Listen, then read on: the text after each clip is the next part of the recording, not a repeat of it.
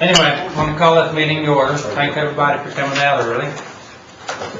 There's been talk about moving this committee meeting to Friday at 3 o'clock, so maybe we get everybody out on those days. So think about it and see what y'all think. Mr. Snell, would you say the invocation for us, please? Please rise. Dear Heavenly Father, thank you, Lord, for this beautiful day you provided for us.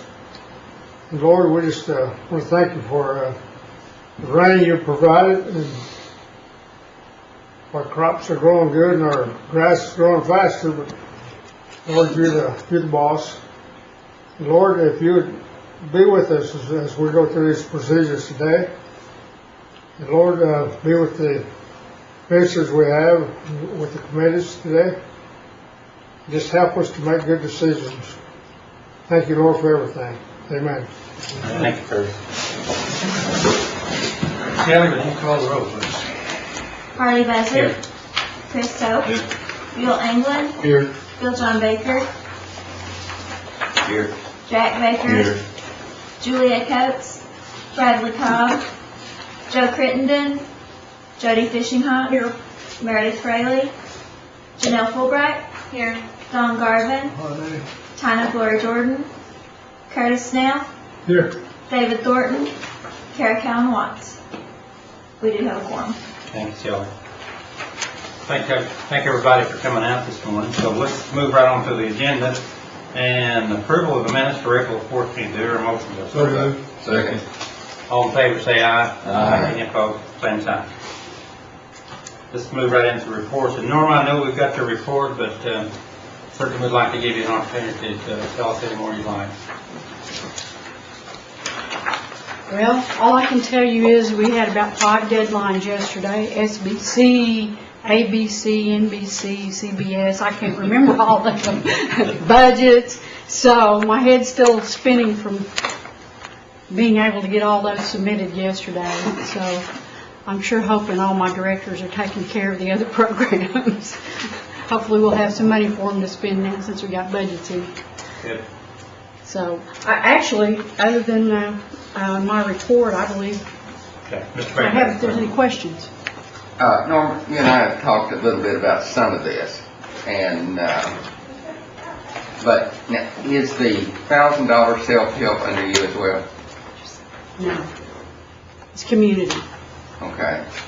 You're talking about the one that buys material? Uh-huh. That's under Charlie, I believe. Charlie here, Lakers. Okay.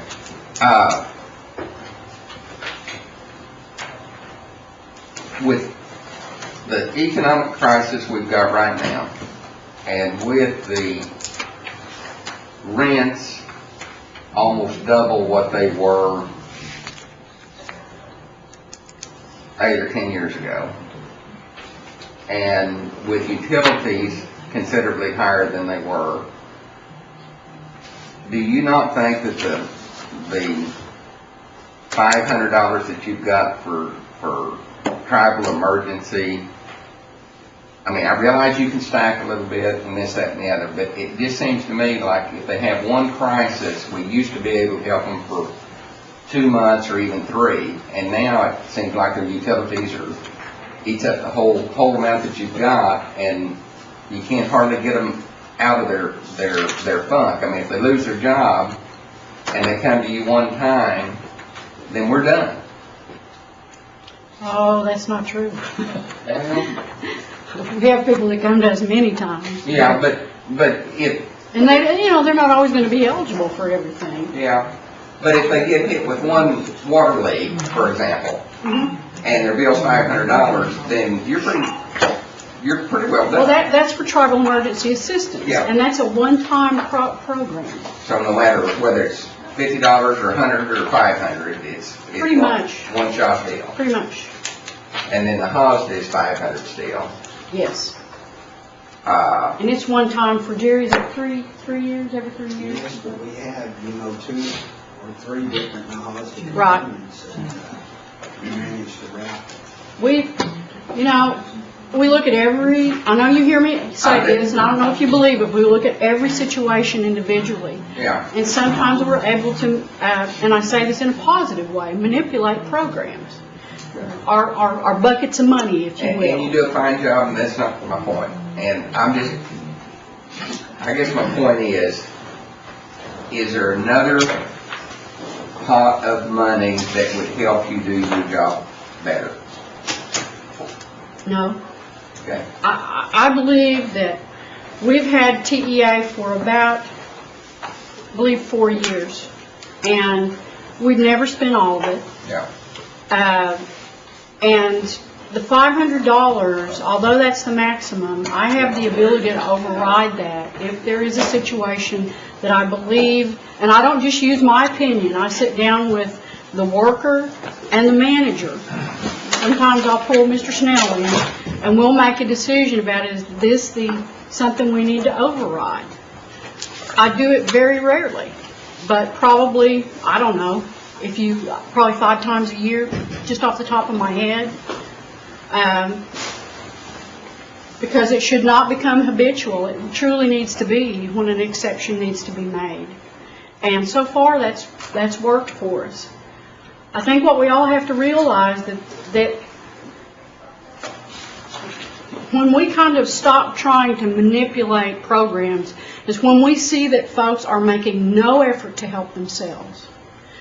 Every time folks come in and apply for assistance, we look at, okay, is this what I call a speed bump, a little speed bump? They're doing just fine. They've not asked for help, but let's say they've had that water leak, and they didn't know they had a water leak. That's happened to me.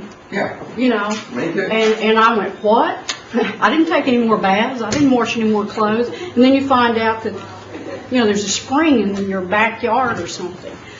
You help them with that, they're back on track. But there are those folks that do not seem to put forth any effort to look for a job, get an education,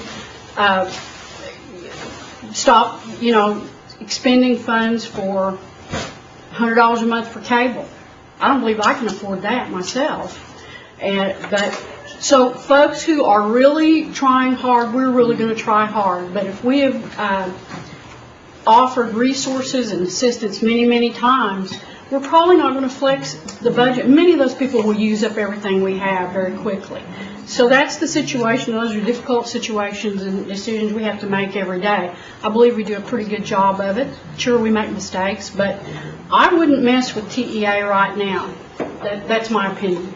And I don't know if Mr. Snell wants to weigh in on that or not. Sound like you're managing fairly well to me. No, that's it. Mr. Stoke, yeah, Stoke. Yeah, I've got a series of questions, Chair, if you would indulge me a little bit. I've got, on your report, Mr. Merriman, number 6, it talks about the adoption units. Mm-hmm. And it says that 28 homes were closed. Does that mean the adoptions were finalized for 28? I think that probably, what does that mean there? That takes in a lot of different things. You need to know that many of the people that apply for adoption with us are applying in multiple places. DHS, right. Private adoptions, and sometimes those folks get a little surprised and find out they're going to have a child on their own. So they can be closed for that reason, or there can be placements. So it's a variety of things. Okay. So that's an indicator of how much activity was in that particular area in the month of March, 28? Yes. Okay. Yes. So we either adopted out 28 kids, or they said we don't want to follow through? I don't think we adopted 28 children out. Okay. I think there were for a variety of things. And some people will just close their cases for whatever reason. For whatever reason. Okay. Yeah. And then on the next line, you talked about recruitment and looking for families for foster care units. What can you explain that process to me a little bit? Or well, we have a full-time, how we have someone that's a full-time recruiter. One of the things that she's fairly new, but has been with ICW a long time, Jennifer Cole Robinson, some of you may know Jennifer. Jennifer's gone to all of the employee meetings and made a pitch. Mm-hmm. And I know there have been some people who have, called me and said, who was that person, and I'd like to get more information, and they're the ones who called her. Jennifer puts out flyers, talks to different groups, follows up on any people who call in to, inquire. Right, okay. So, variety of activities, very difficult Right. to find people. Right, and that's why I was just curious what the recruitment focus Yeah. was. Well, we haven't always had a full-time person on that, but it's just gotten so difficult that we felt like we had to make those kinds of efforts. Okay. And then, at the end of your report, you talked about a case where a citizen that you had quite a bit of involvement throughout their upbringing through various times, had went to Thunderbird, and a little bit familiar with that because it was, they highlighted her in the newspaper and so forth. Yes. So, but my question was that something that she initiated, or did the tribe or her family do that, or how did that work out? Because it seems like it's really successful, at least in her case. Right. So I was wondering if you guys had ever thought about looking at that type of program, or maybe this program that would assist these types of cases that you have within your system. Okay, I'm not quite sure. I want to clarify what you said. When you say have that type of program, are you talking about Thunderbird? Or Yeah, are you talking about right, the Thunderbird type program. Thunderbird's been looked at. Right. It's a very expensive program, Right. and it entails land and a facility, Right. and quite honestly, It's my understanding that they've every so often they go, they have to apply for different types of funding and so forth. Thunderbird, Right. probably. I don't know that much about them. Right. Okay. I was just- I know there are folks who have approached us, but the feasibility, just with the sheer cost, I don't think anyone really latched onto it for that reason. But we use, and we can use Thunderbird, and we do refer Okay, so you children do- there, you so do we feel like we refer, have okay. a resource. Right, Yeah. that was just really what I wanted to know, is if you Yes. exercise that option to refer Absolutely. to Thunderbird. In fact, we have another young man that I'm aware of, and I'm not aware of all the kids that Right. they refer, but one that graduated and has been what I would consider quite successful. He Right. supports himself and now Yeah. has his own family, and Okay, thank you. Councilor Fulbright, I'll give you that. Well, mine is more of a comment on what a good job that Lisa James did in our Marble City Nutrition Center, because I attended and it was certainly a hostile group of people there against So I her understand. personally. And she took it very well, and I made my little talk about trying to encourage them to stay with us, but they voted unanimously to drop out, and then they called the Cherokee Phoenix, so there's going to be a big story in there. I don't know if you've seen it or are aware of it. I may email it to you. I would be surprised if there were not one. Well, there is one, and so I tried to stick to the facts as good as I could. They called and interviewed me, and I tried to give our side of the story. But I don't know what will happen, but I said, well, our ultimate goal is to be self-sufficient, so maybe they're going to be, self-sufficient without us. And I did send an email to Diana Turtle inquiring, which I had told Mike Patello I was going to, as to give me kind of the breakdown, a little more details as to what happened on the 9 months that it took to hire a cook. And I told the newspaper I knew of like 3 different situations when they got ready to hire somebody, and when actually they were going to do the background check, well, they were out of there and they backed out on them. So that was one of their main complaints up there. But I could see where that could be unavoidable. But I did ask for that, so he's going to send it to me eventually. Well, I believe also we didn't have any Cherokee or other Indian applicants as well. Right. So they went ahead and hired a non. I appreciate your comments. It is a very complex situation. It is. And I know Lisa and Jerry and that staff worked very hard to try to present it in the best way they knew how. But I will say that that was the decision of the community, and we're still here. If things change, they can always talk to us again. Well, they gave their side of the story to the Cherokee Phoenix, so I felt I had to give my side, or our side of the story back, because it was very negative the way it was put. Like, we promised him eventhood, and I said, well, estimate was $11,000, and we had said we might go up to $5,000. I mean, it was just on and on, like. Yeah, and I know you were very involved. Many people try to do many things to help them with that, but $11,000 is way over our budget, and probably $2,000 would have been more what we usually spend, $18,000 to $2,000, as I recall, for eventhood, so. Well, Lisa really did a good job, and the gentleman from EODD was Yes, there. Bill He Wagner. did a good job trying to explain to him he couldn't pick up any more people in the nutrition program that Sequoia County already had.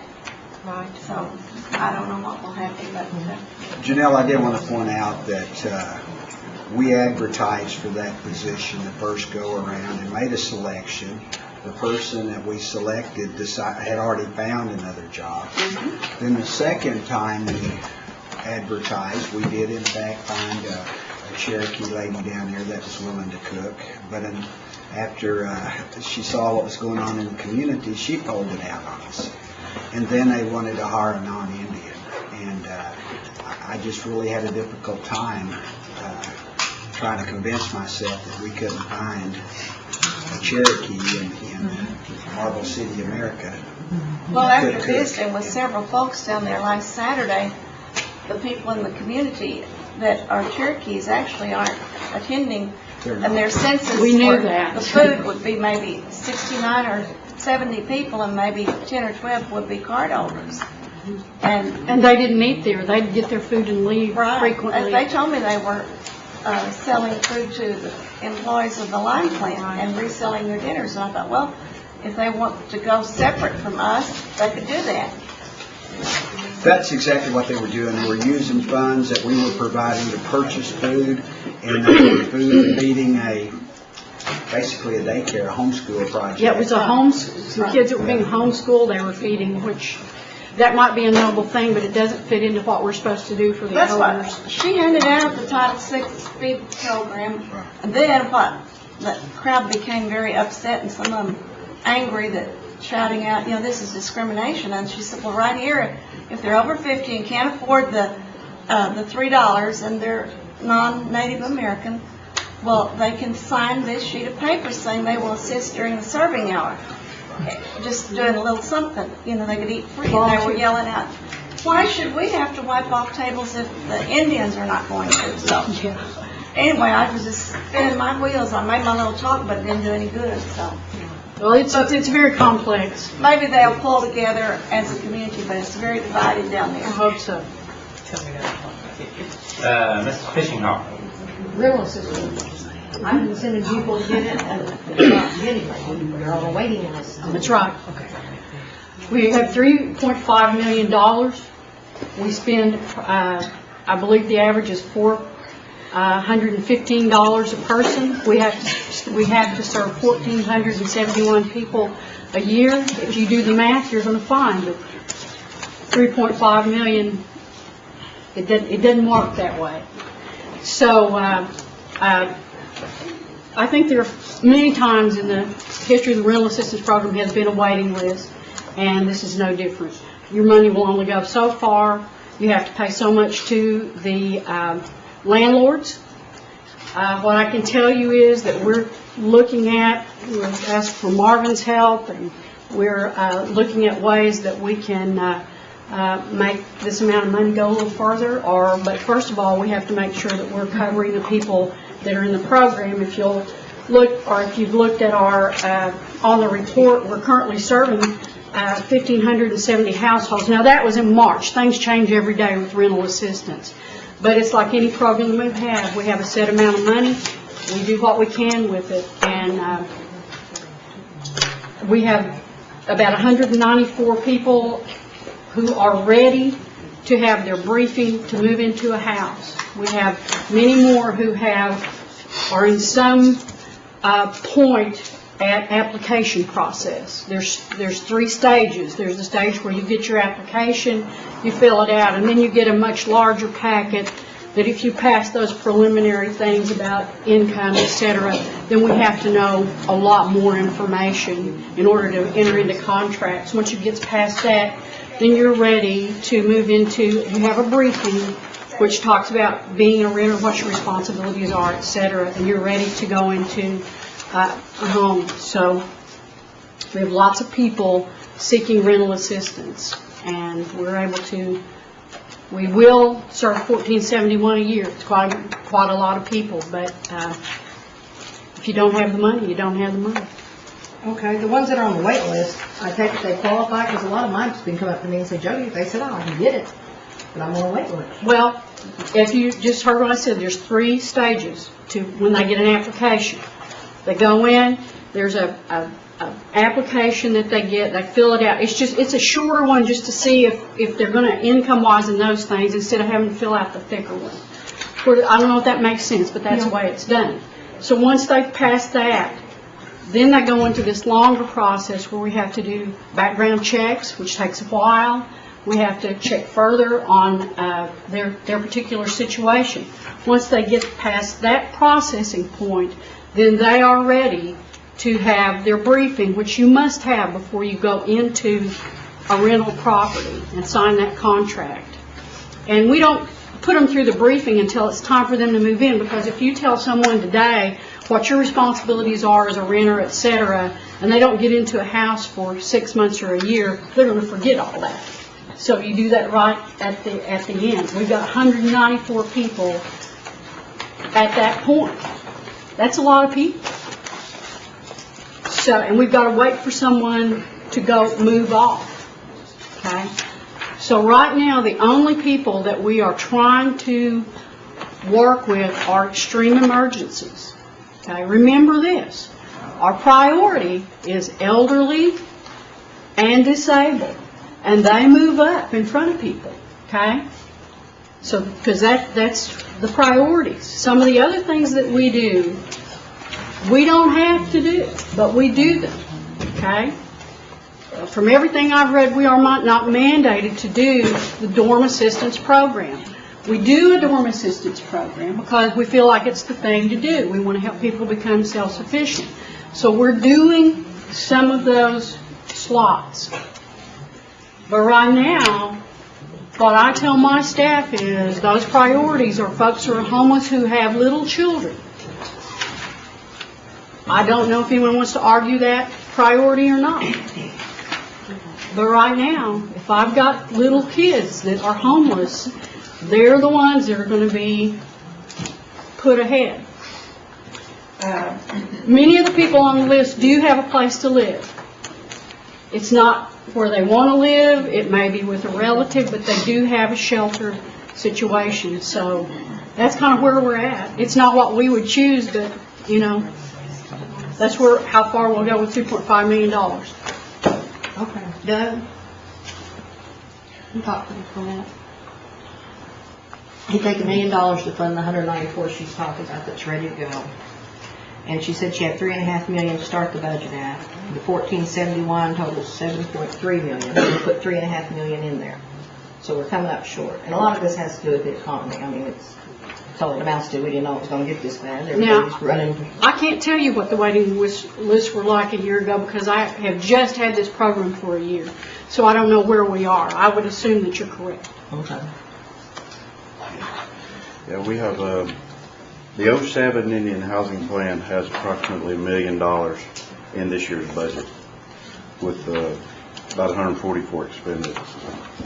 The 08 IHP has the $3.5 million, and we've expended about 2.7. Now, combined, those two IHPs have expended $2.9 million through 7 months of this fiscal year, which is an average of $414,000 a month. If you annualize out on 12 months, that's a projected expenditure for this year of right at $5 million, 4.97. That's if you just keep the participant level where it is. Well, the budget's 4.5, 3.5 from the 08, $1 million from the 07. Well, with that, that's a difference of over $400,000. So over 1 month. If we don't have the 09 IHP, I mean, the way I see it, there's a couple options. if we wait on the 09 IHP, we need those funds no later than the middle of July, or they're going to overspend their budget. Obviously, there's the subsidy option, and the other option is looking into the IHPs of other housing activities that are spending at a much slower rate. Say land.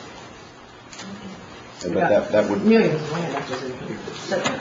and that's a decision, that's something this body could change. But the numbers themselves, we are going to run out of 07 and 08. Sometime around middle of July, if we stay at the same participant level and payout level we have been up to this point. And not add anyone. No, we're not even talking about adding anybody else, except for what drops off. As long as you don't replace them at a higher obligation than what they dropped off. In other words, you have a 1 year drop off and replace them with, but is that clear? I mean, the 09 IHP timing is going to be critical. If we start getting into the middle, late summer and we don't have that ready for a funding agreement for drawdown by the end of July, we're going to have to do something, or we can't even pay our current obligations without doing some, and obviously a budget reallocation between these IHPs is an option. I mean, that's an option. We'll take a look at it. Marvin's going to report on the 09 IHP during this little bit, so we'll talk about that then too. Okay. One more question. You and Janelle both have questions about that.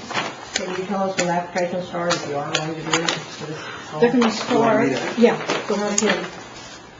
Making the long story short, no, we're not going to take any new applications. We have 118 individuals on the dorm assistance program right now that we anticipate carrying over into the fall of next year. So what we're going to be doing is maintaining those students that are currently on the program, assuming that they come back in the fall. Of course, we'll have some dropouts, I'm sure, but even with a few dropouts, it's not going to hurt us. We're currently maintaining over 900 families on the rental assistance program, plus the 118 or so that we have on dorm assistance. So we have a lot of folks on the program that it's quite like was pointed out. The money there's that still a lot out there that needs help. There it's not is. just handicapped and elderly. She was talking about families, and I'm talking about people that's lost their jobs, that has kids, that needs help. I realize handicapped and, elderly and disabled are you all's priorities. But to me, families rank right up there. Well, that's Single not mom? you all's. That's not ours. Yeah. That was in the IHP that these individuals would be given preference. But nonetheless, every program that we've ever had for years and years, didn't matter if it's an MH program. Everybody needed housing, but the housing service or housing authority could only serve so many people, and you were on a waiting list for 15 or 20 years with the housing. So the short answer is y'all's not taking no more new applications this We're year? not planning on taking any additional dorm applications. Okay, That's thank you. right. Do you have any more questions? Jordan? Norma. Yes, I'm sorry. I had a constituent this past month, myself and Mr. Baker, that had successfully received the notification that you all were going to help her with her electric. But she was on one of these prepaid electric meters at Lake Region. And it took us 14 days to get the check, apparently, to Lake Region. And on a prepaid meter, it's like loading up a credit card. They won't let you use it till the credit card's loaded up. Is there any way in those instances when they're on those prepaid meters, is there any way that we can put their check in an emergency run situation so that maybe we can get it to the organization quicker? Would that be a possibility? It's possible, it's difficult. Because she said she didn't have electricity for that 14 days. I wonder if we knew it was a prepaid meter. That I don't. If you could give me the name when I could kind of go back and check and see if there was some kind of miscommunication about the type of meter she had. I would be surprised if she didn't communicate with you, because she communicated with me very well. And I think she did with Mr. Baker extremely well. And in this particular case, we called Lake Region, you all called Lake Region, it says, hey, the money's coming. Right. But Lake Region would not accept that. It's like kind of said, it's until that meter's loaded with money, they wasn't just gonna take her word. Right. And, which is kind of, I didn't. What we usually do in instances, we have some, I don't know, right now off the top of my head, I can think of 2 utility companies that won't even take a Cherokee Nation promise. We have to get them money right then. What we do is we switch over to TEA. This is what I talk to you about when I say we use pockets of money the way we have to, because if that's the only way we can get it on. Don't like to do that, because that's what NHASD is for, but if you can't get a check out quickly enough. So that's why I'm wondering about the communication. We'll give you the name. Okay, if you will, we can backtrack it, but usually staff, that's what they come and say. Now, I'm asking for T on this instead of NHASD because, and all they have to do is tell me what the utility company is, because I know that. And I tried to work the other end to no avail, because once they're on those prepaid meters, that's because they didn't. Yeah, they're doing that for a reason. Right. Right. And so they're pretty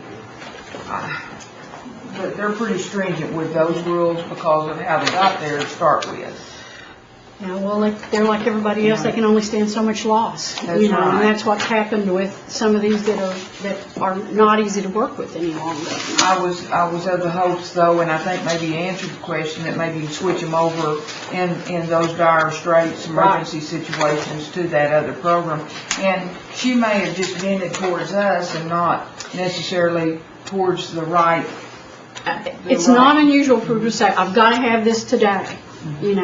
And we try to look at that. And I did actually check, though, on the other end to make sure it was that situation, and it was, because I'm pretty familiar with their program over there. Could I get you to write her name down there? Bill John's got it probably in his telephone. He's got it on his little pieces of paper he's looking at, so as soon as he... Okay, well, I'll get it before we leave then. And then I had one other question. How many families do you currently have on the adoption list waiting? I can't give you exact, but I know it. Whenever I inquire, which is not that frequently, it's always 120, 150. Approved adoption homes. It runs in the under 150. Do you have any idea about what our waiting length is on that situation? It's going to be so different because some people will only take an infant. Some, will only take certain ages, so the more people limit us, the longer it takes. But it's a continuing thing. They apply, drop off, get kids, whatever. So I don't think most of our people have to wait over 2 years, which I know sounds like a long time, but if you're working front with some of the other agencies, it takes a lot longer. Okay. Yeah, we really work to try to... I'm going to send some families your way that have indicated a real interest, and I think they need to come talk to y'all. Christy Crawford is the manager for adoption, and if you just call the general 431-4115, 431-4115 is ICW. Okay. And I think Christy's usually in that office, but like everybody else, she travels. Okay. Thank you very much. Norma, I have a request. On the rental assistance, I would appreciate it if you would send an email out to all the tribal counselors of the numbers of rental assistance for each district, and then the number of people on the waiting list for each district. I'd be interested to see where the trend is here. I've got that by the area offices. Would that be helpful? That'd be helpful. Okay, I can just give you that verbally of the ones who are ready. Okay. Waiting on a briefing. Area 1, 88. Area 242, Area 349, and Area 415. Thanks. And then, and when you get a chance, send us out for each area how many rental assistance you are providing right now. How many on board. Okay? Okay, Ms. Watt, you have a question? Thank you, Mr. Chairman. I was just curious though, it's one thing to have a wait list, but are they overqualified, or when you put them on the wait list, you know they would financially qualify? Because I'm always shocked at some of the parents that are the angriest and know how much they make. The ones that are awaiting the briefing, these 194, they qualify. The people in these other, the first tier is just, here, Carrie, here's your application. You fill that out and we'll see if you're eligible to move on to really fill out the big application and do a background check on it. So those two in those first two queues, which we call awaiting housing, just getting the first application, and the next one is processing. Those, we don't know for sure. Okay. Thank you so much. Appreciate it. Thank you, Okay, Mr. thank you. Chairman. Okay, Norma, you have anything else you want to? Oh, I think I've Okay. done enough. Thank you. That's a good report, though.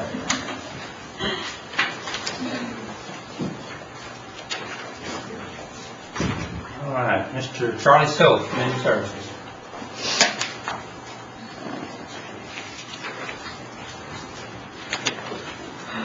Good morning, Charlie. How's everybody doing? Doing good. Good. Again, I want to give you the opportunity to give us some more highlights if you've left anything out. And we got a question from Mr. Baker. Charlie, for the last 10 years or better, we've had what's called the $1,000 self-help, where people, materials only. You're familiar with that one? 10 years ago, $1,000 would buy the roofing materials to roof the house. $1,000 wouldn't hardly come close anymore. Fact is, $1,000 can't hardly build a front porch for $1,000 anymore. You see where I'm going here? And I'm just wondering if you got an idea. I can't read your mind. Got an idea. I know where you're going. Well, I mean, if we just stay up with the times, it would need to be 2,000 or 2,500 to where these folks could, if they could get their kids to put a new roof on their house, do all the labor, the tear off, everything, that'd be enough just to buy the shingles for a 1,000 square foot house. And do you know how much money you have in that program? Not right off the bat, Bill. Do you spend it all? Do you? I mean, I'm guessing you're not getting any applications. What happens, Bill, is some of the families that do apply for the $1,000 funds, then if it exceeds that amount, then we usually refer them over to rehab. So rehab kicks in. And due to this majority of the work, or they can do much more than what the people are asking for. So yeah, but see, that's part of my point, is if we had the quick, easy, materials-only program that was enough to actually buy the materials, I really think we'd have a lot of roofs being put on by family members and stuff. But when they say that $1,000 isn't enough, I think we turn around and give them $5,000 and work in the emergency program. And my true thought is we could save money by giving them enough money to buy roofing materials, or enough money to buy the lumber to fix the falling in floor. And I mean, there's a lot of talent out there. A lot of the kids can do the work, but if mama can't buy the materials, even though they're carpenters, they can't buy the materials for them as well. I really would like you to look and see what's in that program and how many applications you get, because I've been told that the applications have fallen off tremendously because it's just not enough money to do anything. And I think we could get a lot of things done for a lot of folks with free labor if we could bump that program up. And if we can have a report on that next month, with how much money's in the, originally in the program, how many applications we're getting, and maybe get some feedback from you and some of your staff as to, you know, what does it cost to buy shingles for a 1,200 square foot house? That'd be a good rule of thumb, I think. And to add to that, Charlie, you might see how many you may have sent over to rehab since they couldn't do that. I think that'd be a good indication. Yeah. Yeah, Mr. Baker's looking for you. No, I think Yeah, Ms. Fishing. I thought say Georgia and me and Doug worked out the numbers on it. I think if somebody worked at the Nation, just one of the parents, for $9 an hour, they didn't qualify for it. Okay. You know, that, to me, it was kind of silly. Okay, and I got another question for you, Charlie. I had a woman, I sent over there to you all. She needed help with her sewer. She got a hold of water and sanitation. This is the one I talked to you about, Harley. She still hasn't got no help. I sent her over there to sewer. She tried it. I've been working with Beverly on it. She needed help with the sewage. It was stopped up. They had to take off the overflow, the clean out. We ended up not helping her because she didn't own the home, but she was buying the home, and everything was filed, the contract, everything was filed down to courthouse, but she didn't have a mortgage from a bank file. So the answer to the problem was, to get around that little rule, was let's take her to the mortgage assistance program, make her borrow the money to pay off the note that was already filed at the courthouse to get help with her sewage. I mean, that was stupid, for lack of a better word, because she didn't qualify for mortgage assistance, and she didn't go over there in the first place, and she only has less than 3 years to pay on her house, and it's hers. But we want to borrow some more money from us. Now, something needs to be looked at in that mess. I think those funds were coming from IHS, and IHS requirement is that we can't serve, this was a non-Indian person on the property, right? No, Indian owned the property. That was another excuse they give us. And that's what I feel like. It's a bunch of darn excuses anymore. Well, Get that night man over there. And I know it ain't you, I'm talking about over there. I like you. Thank you, I'm glad you do. Let me, I think, if I'm not mistaken, that's the one, we're probably talking about two different things. No, an Indian owned the land. Okay, I'm not aware of that. Okay. And they kept saying, no, they don't. I said, well, heck they do. They live in your county, I know them. Okay. Give me the name. I'll look into it, all right? Meredith told me I couldn't give names out loud anymore. Well, we can I'll give you a email, minute. whatever. Okay. I'll write it down. And that's something, Charlie, I think that we probably do need to look at. If they got a contract for deed, it's almost like a contract with the bank or the mortgage, but I realize there are some differences. And I think the policy for IHS said they do have to own the home. But, you know, there's some travel funds over in your department that could be used for something like that. Just checking and then give back to her on the phone. Councilor Jordan. Sure. Just to add to that, under state law, under Oklahoma state law, a contract for deed is considered the same as a mortgage and note for foreclosure purposes. And I would think that we could somehow look at our HUD regulations and see if we couldn't interpret those to make the contract for deeds the equivalent to a mortgage note and deed situation, because to get the people out of the house, you must use an identical procedure. I think we've got a pretty narrow reading of our HUD regulations. I think those could be widened or broadened just a little bit and cover that situation. But my question goes to the Rice Woodard Road in your report. Am I understanding or misunderstanding? Are we going to rebid that project? The Rush Woodard? It's on page 8 of your, I guess that'd be the first page of your report, Charlie. It says Rice Woodard, Cherokee. Details of ARRA funds and the reporting requirements are yet to be finalized, and then they say, and something about rebidding at a later date. Are we just rebidding a portion, or are we rebidding the whole? I think we're rebidding the whole thing. Okay, Yeah. So the low bidder didn't work out. No, Okay. So that'll come back up for another time. Okay. That's the way I understood it, but I wasn't for sure that's the way it was written. Okay, thank you. Thank you.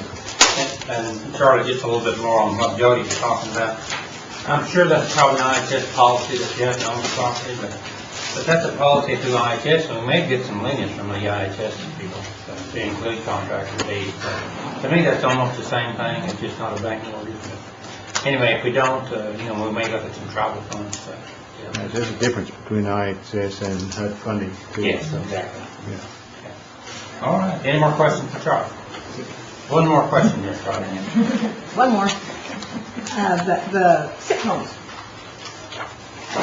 People in the county don't know if we're ever going to start, are we going to keep giving like to a county, or is there every time that we're going to, we don't qualify for mortgage assistance over there, that's why we don't have no foreclosure. We don't qualify. Is there any? That's the way the IHP is written, so at this point, that's what we'll be doing. So. They're divided up evenly between all counties. Absolutely. Okay. Thank you. Okay, thank you, Charlie. I believe next is our housing report. Just clarification. Yes. Charlie, is that to a county or to a district or what? Do what now? To a county. To a county. So Ottawa gets two? That little bitty part down by the school. No. Well, I don't quite think that. That's all right. Let's just move the discussion on. Yeah, I guess. Now let's back up a little bit. We can have a discussion.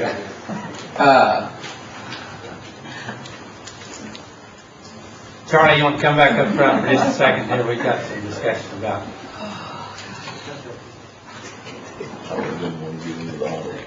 Is that what it really says? Two per county? Marvin, that's where the IHP is, right? Here's the expert. Let the expert talk up here. Marvin can help me out here. Go on that. All right. The law says that you will take into account geographical distribution of assistance. The plan, Indian Housing Plan, doesn't really say much more than that. You will geographically distribute the assistance as we receive it. If the program may be defining that in the way described, but the Indian Housing Plan and the law itself is not specific as saying 2 per county, or so you can interpret it. Until the court rules, we've got 15 districts, and I could see 2 per district or something along that line. But to a county, when there's a sliver of Ottawa County, which is one of the 14 counties. But that doesn't follow the population at all. Yeah. Again, it's up to the program as to how they're operating, but in general, we have calculations based on how the formula money comes down, and it's based on how many Indians are and how many low-income Indians by county, actually. And we actually have a document that shows Ottawa County might be 0.5%, and in Adair County 14% or something like that. So the programs could and that has been shared with the programs, they can use that as some kind of guide as for geographical distribution of assistance. But if the program's choosing to do something else beyond that, then that's a Charlie question. But in general, it's geographical distribution of assistance, and we have it broken down by how much money we receive, and this money is generated because of Cherokee County. This money is generated because of Tulsa County. This money is generated because of Ottawa County. Well, and I think that'd be a good way to figure out how we were going to distribute the number of houses, by where the money is generated, or by districts, or the districts we divided up by population so that we know that there's a reasonable amount of population in each district. Yeah. And but under this formula, how many counties you represent? 2 or 3? 2. And I think, you know, to cut the conversation, I think Mr. Baker has a good point. We probably need to look at that. You know, we could base it on need, or we could base it on a house up there every other year, or something like that, to be more fair, because it's right, we did based on population. If you want me to go in more detail that at the subcommittee meeting, you know, that may be a good subject where we can work that out in the subcommittee. Thank you, Mark. Thank you, Charlie.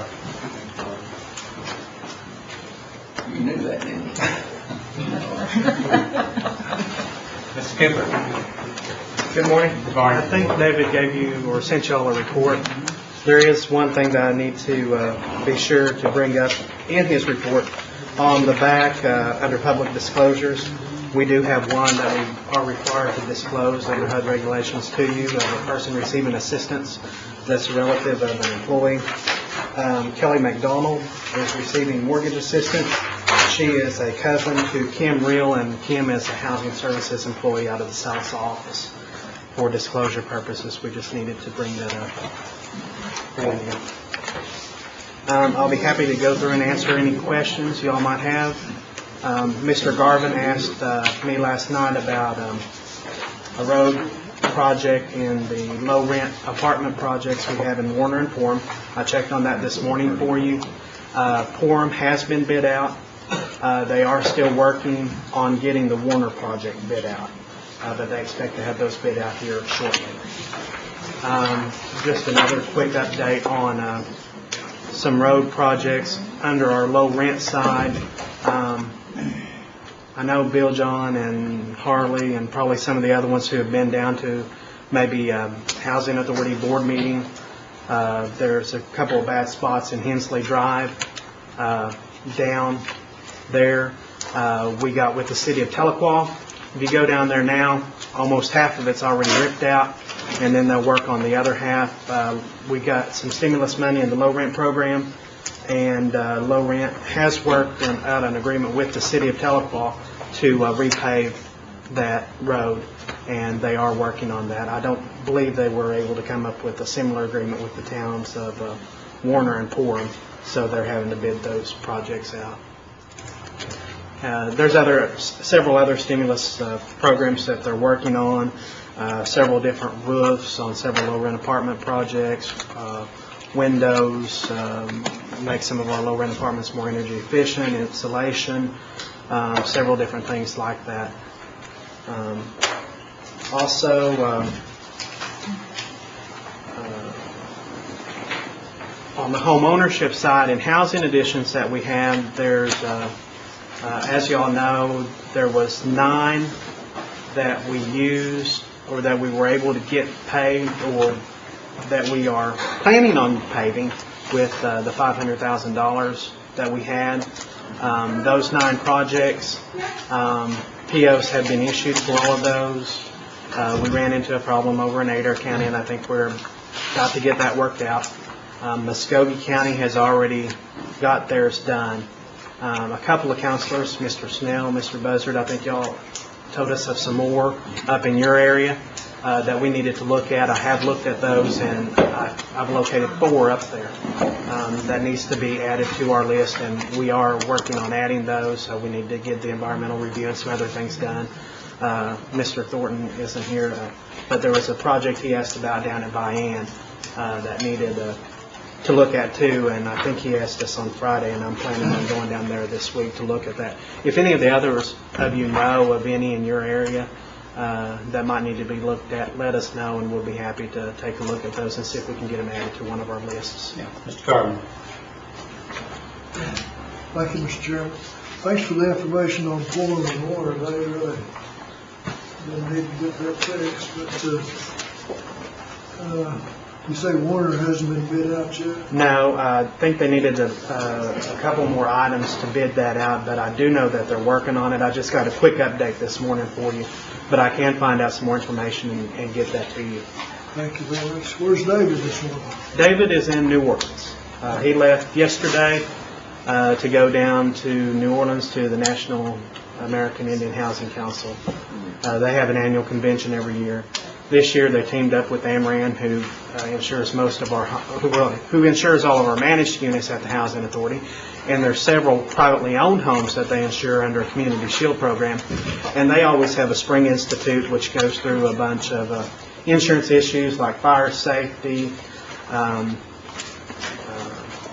disaster assistance, things like that. And they teamed up with NAIHC this year to bring both of those together in one place to make it a little bit more beneficial for people going. Mr. Jordan.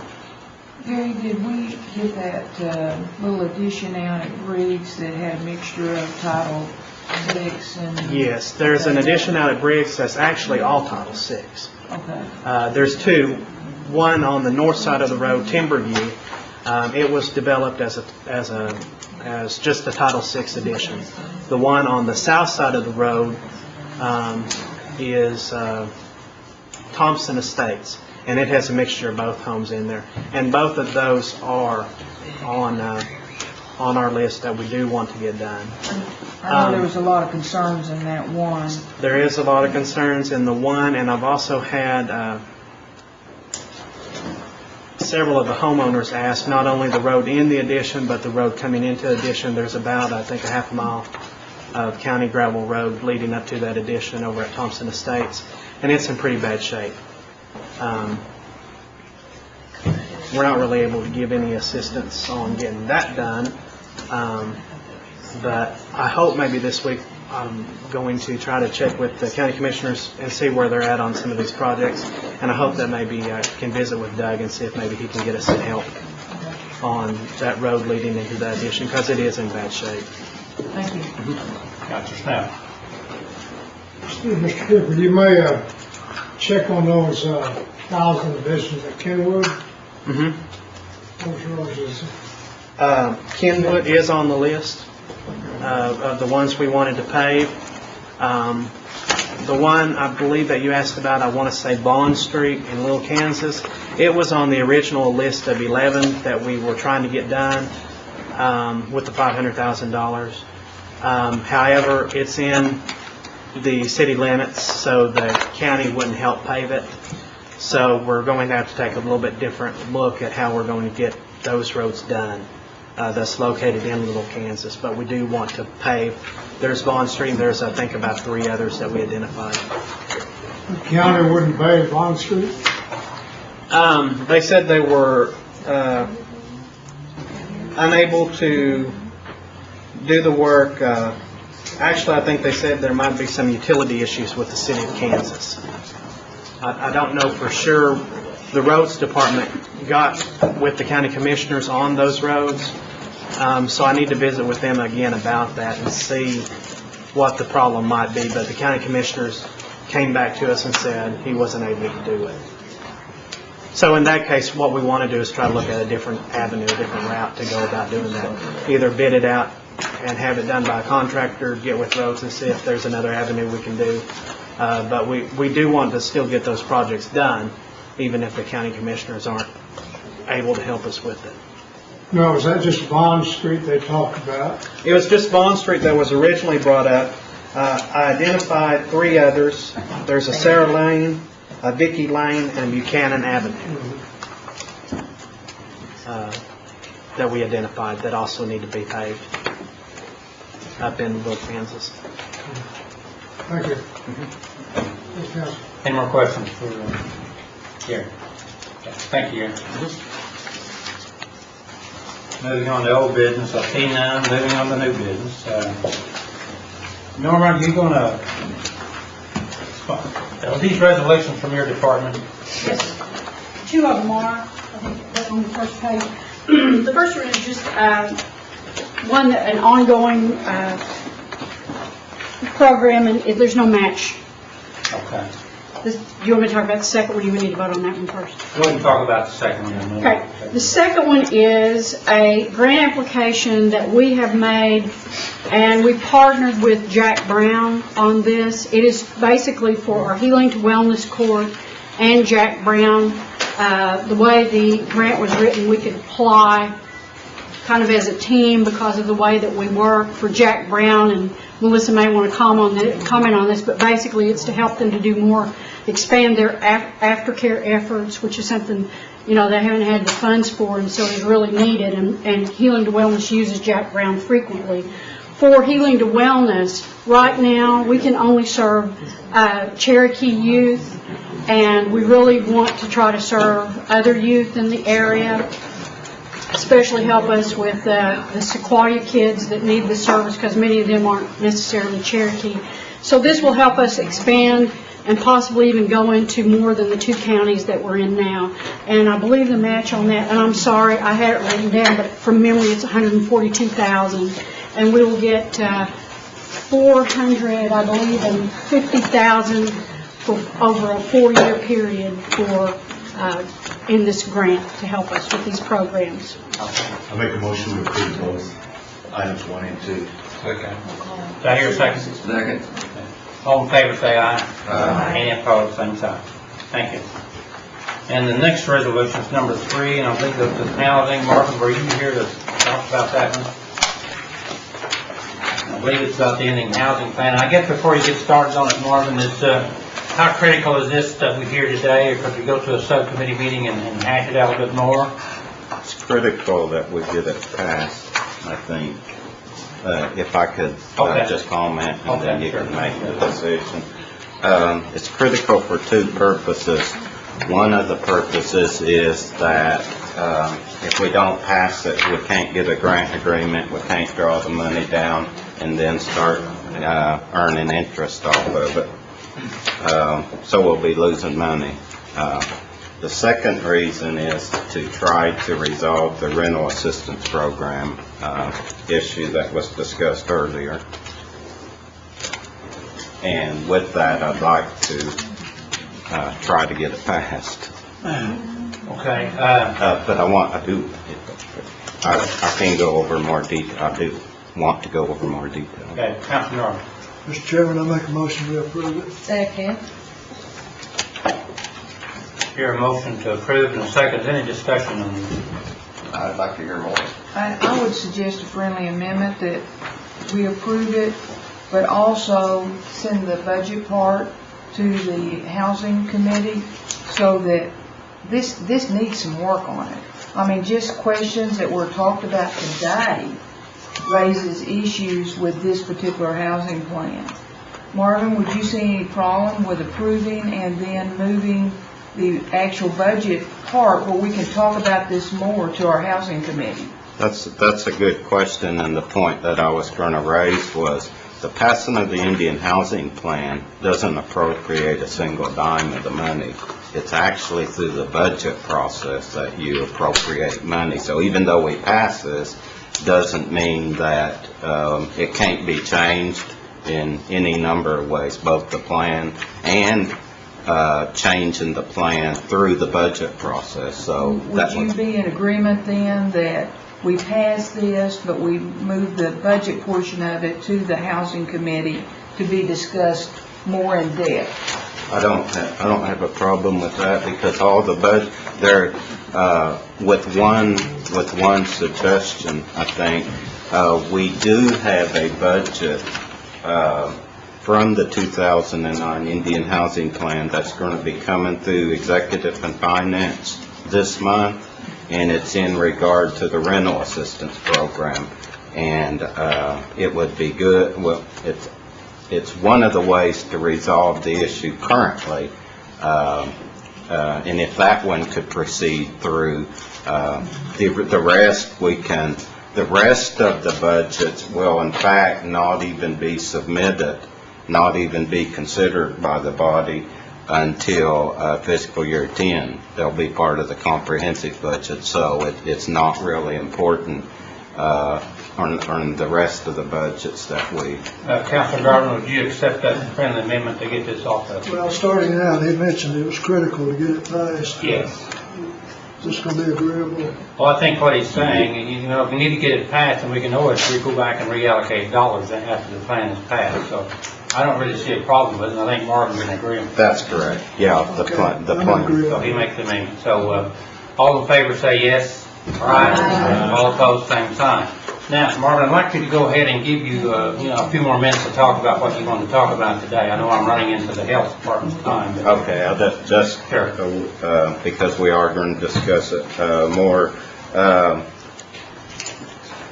And I mentioned that about the rental assistance program. This particular plan will solve the rental assistance program issue through May 31st of next year, to the extent that we'll have enough money to operate the program. That's not adding the new people and the people off of the waiting list and all that sort of thing, but it'll take care of the obligated people, the people in the program right now.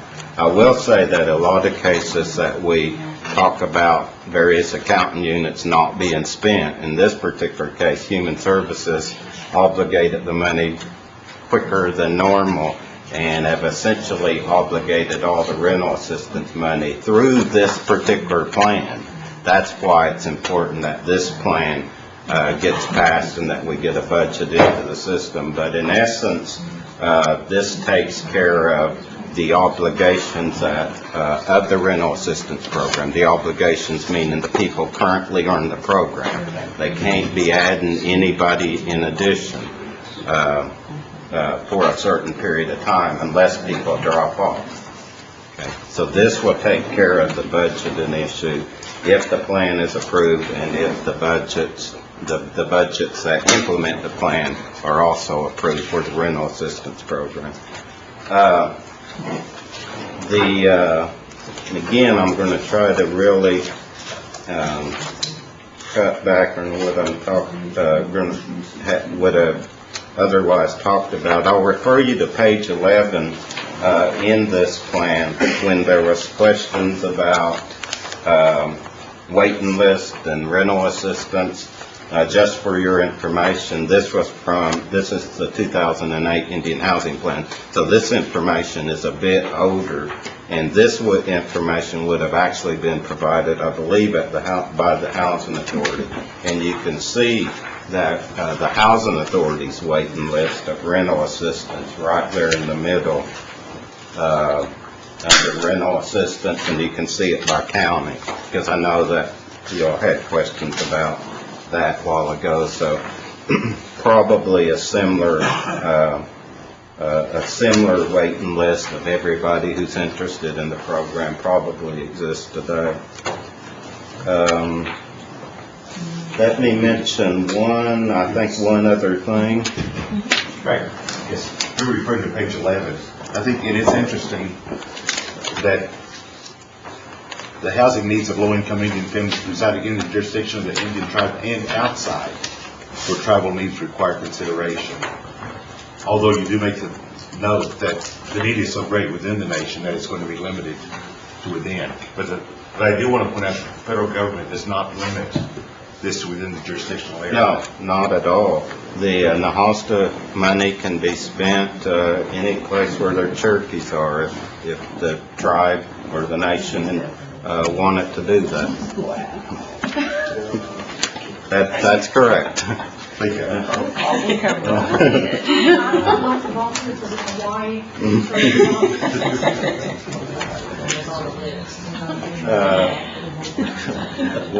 One other issue, we are increasing the transitional emergency housing in this plan of $105,000, and that's an attempt to offer an additional assistance in these economic times to some of the questions that were raised earlier in the meeting about, okay, we've already obligated all of the rental assistance money, and we still have a bunch of people that need assistance. So we did increase, recognizing that, and to the extent that we could squeeze out a little bit of money, we did do that with that additional increase in $105,000 that Human Services will be administering. And it very well could be, I don't know, I believe that they have enough assistance from prior Indian housing plans for that transitional emergency assistance that they don't need this money until October 1, but we'll monitor that. There's a bunch of other stuff, but I'll just defer that until. Okay. In a matter of time, and Marvin, we'll go back and set a sub-work group to where we can kick this thing around and give everybody a chance to get in depth a little bit more. So thank you, and sorry for the short. Okay. And I would request, if it's okay, if we pass the plan today, if I can communicate that to HUD, and so that they can start the grant agreement process and then get us the money down, because again, we can always amend it. And I think that was the intent of the resolution. Okay. Yes. Sure. Thank you, Marvin. And we'll set a date here in just a second. Can we make that motion now? I don't know. We already approved the ISP for the 09, so if we want to, you go ahead and make the motion. That'd be fine, Counselor. Yeah, I move to approve. Second. So the motion is to approve that he go ahead and notify HUD of the result of this resolution we just passed. Get the process started. Okay. Motion's been made. Second. All in favor, say aye. Aye. Any opposed, same sign. Thank you, Mark. Just a few more items we want to take care of before we get before we dismiss. We had asked Anna Knight to submit her report from Executive Finance on the housing over to Community Services, and I probably need a resolution to do that, to make it official. So do I hear a motion to do that, to move on? Second. Motion's been made and second. All in favor say aye. Aye. Any opposed, same sign. Now the next thing we'd like to do is go ahead and look at a sub-work group meeting on housing. And do I hear a motion to have a work group meeting and the date of that meeting? Make a motion that we have it on June 16th at 12 o'clock, which will be at the very end of our Tuesday day. Okay, that'll be a sub-work group for housing. That'll be on June the 16th at 12 o'clock or after the last meeting of that day. So, any more discussion on the motion? Martin, will you be available that day? I don't have my calendar, but I'm sure I can be. Can you, if this is a request, Sure. Can you give me the various issues whenever you work out some, so we can become That's a good idea. prepared to come and talk about it. So, Okay, at some point. and if people have some issues on the thing, email them to, I guess to Shelley, and then distribute them out to the work group so we can all see them. So, and I hope people would look at this plan and make some notes on some things we do want to talk about. So, it's a good idea. Thank you, Martin. Okay, all in favor say aye. Aye. Any opposed, same sign. Thank you. Moving on to announcements. Are there any announcements that we want to? Norma? I just wanted to let you know that I passed out the information you had requested. Yes, thank you. So happens, Mr. Snell had it, so. Okay, thank you very much.